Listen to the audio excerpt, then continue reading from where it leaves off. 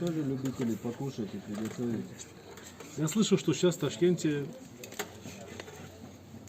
ресторанное дело очень хорошо идет. Очень-очень. Люди ходят в рестораны, хорошо ходят. Сейчас не знаю, как вирус, да, но люди ходят в рестораны, и во многих рестораны не попадешь даже. Записываться заранее надо. Хотя бы за неделю надо созвониться. Вот это уже я чувствую, даже он снимается по-другому. Вот он полностью пожарился, видишь, он какой уже.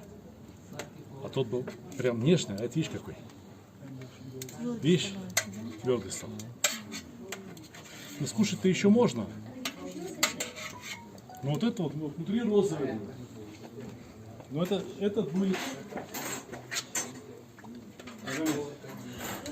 А вот эти не пережариваются, вот они долго лежат? Это надо сухарики сделать.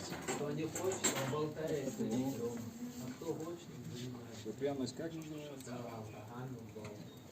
Специи еще раз назовите, пожалуйста. Паприка, острый перец, соль. А острый перец красный? 4 к 1. Я сначала моей жене дай.